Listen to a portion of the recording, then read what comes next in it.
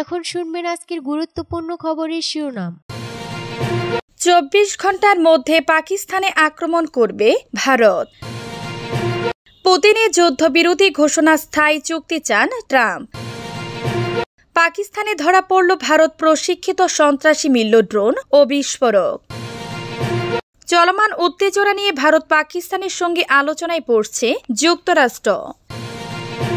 পাকিস্তানকে ক্ষেপণাস্ত্র দিয়ে পাশে দাঁড়ালো চীন, উদ্বিগ্ন ভারত। কলকাতার হোটেলে ভয়াবহ আগুনে 14 জনের মৃত্যু। 24 ঘন্টার মধ্যে পাকিস্তানে আক্রমণ করবে ভারত আগামী 24 থেকে 36 ঘন্টার মধ্যে পাকিস্তান আক্রমণ করতে পারে বলে আশঙ্কা প্রকাশ করেছেন পাকিস্তানের তথ্য ও সম্প্রচার মন্ত্রী আতাউল্লাহ তারার। বুধবার ভোরে এক সোশ্যাল মিডিয়ায় এক পোস্টে এই আশঙ্কা প্রকাশ করেন তিনি। তবে মন্ত্রী অবশ্য ভারতের সম্ভাব্য হামলার বিষয়ে সুনির্দিষ্ট তথ্য দেননি, আর ভারতীয় মিডিয়ায় তাৎক্ষণিকভাবে এ ব্যাপারে কোনো মন্তব্য করেনি। তারার এক্স পোস্টে বলেন, যে কোনো ধরনের আগ্রাসনের জবাব দেয়া হবে দৃঢ়তার সঙ্গে। এই অঞ্চলে যে কোনো ধরনের মারাত্মক পরিণতির জন্য ভারত দায়ী থাকবে। এর আগে পাকিস্তানের প্রতিরক্ষা মন্ত্রী মোহাম্মদ আসিফ রয়টার্সকে বলেছিলেন, পাকিস্তানে ভারতের হামলা আসন্ন, ইসলামাবাদ অত্যন্ত সতর্ক অবস্থায় রয়েছে। আসিফ বলেন, আমাদের অস্তিত্বের প্রতি সরাসরি হুমকি সৃষ্টি হলে আমরা পরমাণু অস্ত্র ব্যবহার করব। এদিকে ভারতের সশস্ত্র বাহিনীকে হামলা চালানোর পূর্ণ স্বাধীনতা দিয়েছেন প্রধানমন্ত্রী নরেন্দ্র মোদী। জম্মু ও কাশ্মীরে বন্দুকধারীদের হামলা ও এর সম্ভাব্য জবাব নিয়ে মঙ্গলবার দেশটির 3 বাহিনীর প্রধান chief of defence Anil Chauhan, প্রতিরক্ষা মন্ত্রী রাজনাথ সিং এবং জাতীয় নিরাপত্তা উপদেষ্টা অজিত দোভালের সঙ্গে বৈঠক করেছেন তিনি। এ সময় এ স্বাধীনতা দেন। এর পরিপ্রেক্ষিতে তারার বলেন, পাকিস্তানের কাছে বিশ্বাসযোগ্য গোয়েন্দা তথ্য রয়েছে যে ভারত ভিত্তিহীন অভিযোগে আগামী 24 থেকে 36 ঘন্টার মধ্যে পাকিস্তানের বিরুদ্ধে সামরিক পদক্ষেপ নেওয়ার পরিকল্পনা করছে। পুতিনের যুদ্ধবিরোধী ঘোষণা স্থায়ী চুক্তি চান ট্রাম্প। ইউক্রেনের যুদ্ধ বন্ধে মার্কিন প্রেসিডেন্ট ডোনাল্ড ট্রাম্পের তৎপরতার মধ্যে 3 দিনের যুদ্ধবিরতির ঘোষণা দিয়েছেন রাশিয়ার প্রেসিডেন্ট ভ্লাদিমির পুতিন। সোমবার 28 এপ্রিল তার দেয়া এই ঘোষণা নিয়ে সন্তুষ্ট ওয়াশিংটন। তবে ইউক্রেনের দায়ী যুদ্ধবিরতি চান ট্রাম্প। কিয়েভেরও একই দাবি। মস্কো জানিয়েছে, যুদ্ধবিরতি চলাকালে মানবিক বিষয়টি বিবেচনায় নিয়ে সব ধরনের সামরিক হামলা বন্ধ রাখা হবে। মূলত প্রতি বছর 9 মে দ্বিতীয় বিশ্বযুদ্ধে বিজয় দিবস হিসেবে উদযাপন করে রাশিয়া।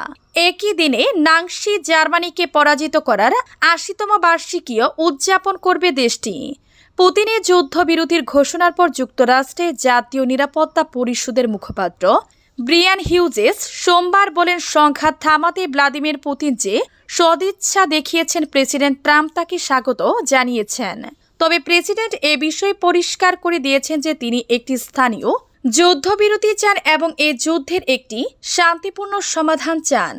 সোমবার ইউক্রেনের প্রেসিডেন্ট ভলোদিমির জেলেনস্কি 3 দিনের যুদ্ধবিরতির সমালোচনা করে বলেন, এই যুদ্ধবিরতি ঘোষণা একটি প্রতারণার চেষ্টা। পাকিস্তানে ধরা পড়ল ভারত প্রশিক্ষিত সন্ত্রাসী মিলল ড্রোন ও বিস্ফোরক।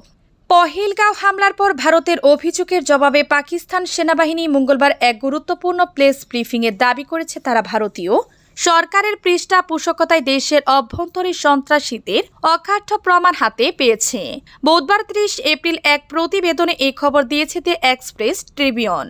বেলুচিস্তান সহ পাকিস্তানের অভ্যন্তরে ভারত পরিচালিত সন্ত্রাসী তৎপরতার বিষয়টি তুলে ধরে জানানো হয়, সম্প্রতি এক ভারত প্রশিক্ষিত পাকিস্তানি নাগরিককে আটক করা হয়েছে, যার কাছ থেকে একটি ভারতীয় ড্রোন ও ইম্প্রোভাইজড এক্সপ্লোজিভ ডিভাইস আইইডি উদ্ধার হয়েছে।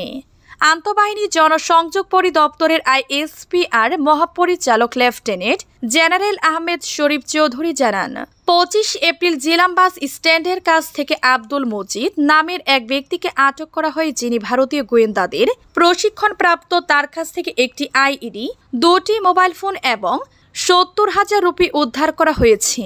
পরবর্তী অনুসন্ধানে তার বাড়ি থেকে আরও 10 লাখ রুপি এবং একটি ভারতীয় ড্রোন জব্দ করা হয়। চলমান উত্তেজনা নিয়ে ভারত পাকিস্তানের সঙ্গে আলোচনায় বসছে যুক্তরাষ্ট্র।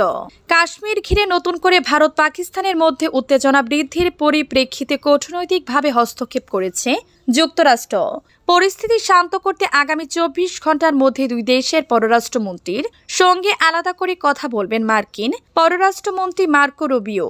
মার্কিন পররাষ্ট্র দফতরের মুখপাত্র টেমি ব্রুস এক সংবাদ ব্রিফিংয়ে বলেন, আমরা উভয় পক্ষের সঙ্গে যোগাযোগ করছি এবং স্পষ্টভাবে জানাচ্ছি যেন কেউ পরিস্থিতি আর ঘোলাটে না করে। ভারতের পক্ষ থেকে এই উত্তেজনার জন্য পাকিস্তানকে দায়ী করা হলেও কোনো ধরনের প্রমাণ উপস্থাপন করা হয়নি।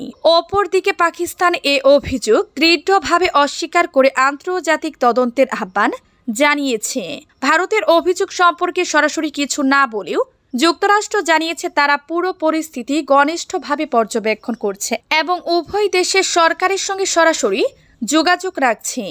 একজন পাকিস্তানি মন্ত্রীর সঙ্গে যুক্তরাষ্ট্রের ঐতিহাসিক সম্পর্ক প্রসঙ্গে করা এক প্রশ্নের জবাবে ব্রুস কোনো নির্দিষ্ট প্রতিক্রিয়া দেননি, তবে জানান ইসলামাবাদের সঙ্গে বিভিন্ন পর্যায়ে আলোচনা চলছে। সম্প্রতি পাকিস্তানের সহায়তার দাইশ আইএস সংশ্লিষ্ট এক সন্দেহভাজনকে গ্রেফতারের ঘটনায় কৃতজ্ঞতা প্রকাশ করেছে যুক্তরাষ্ট্র। ব্রুস বলেন, ঘটনাটি যখন ঘটেছিল তখন আমরা তা গভীরভাবে প্রশংসা করছি। তবে পাকিস্তানের অভ্যন্তরীণ রাজনৈতিক পরিস্থিতি নিয়ে মার্কিন কংগ্রেস যে উদ্বেগ প্রকাশ করা হয়েছে সে বিষয়ে মন্তব্য এড়িয়ে গেছেন তিনি। ব্রুস বলেন, বর্তমানে যুক্তরাষ্ট্রের কূটনৈতিক অগ্রাধিকার হলো দুই দেশের মধ্যে সরাসরি সংলাপ চালিয়ে যাওয়া এবং আঞ্চলিক উত্তেজনা প্রশমনের প্রচেষ্টা। পাকিস্তানকে ক্ষেপণাস্ত্র দিয়ে পাশে দাঁড়ালো চীন, উদ্বিগ্ন ভারত।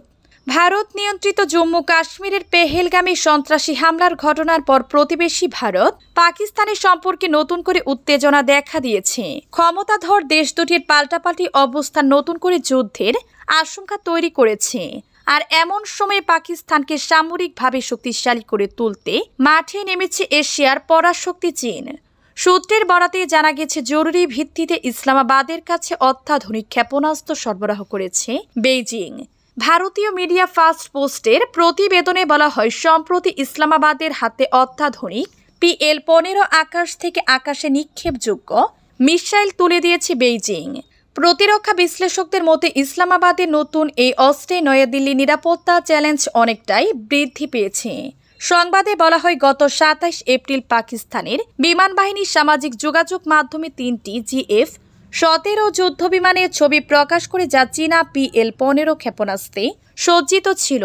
এই যুদ্ধ বিমানগুলোর ছবি প্রকাশের মাধ্যমে পাকিস্তান পরোক্ষভাবে ভারতের প্রতি এক ধরনের শক্তি প্রদর্শন করেছে বলে মনে করেছেন বিশ্লেষকরা।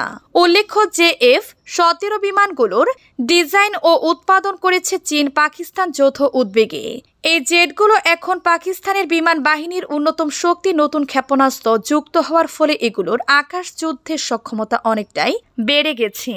কলকাতার হোটেলে ভয়াবহ আগুনে 14 জনের মৃত্যু। ভয়াবহ অগ্নিকাণ্ডে কলকাতার বড়বাজারে 14 জনের মৃত্যুর খবর পাওয়া গেছে মঙ্গলবার রাতে। বড়বাজারের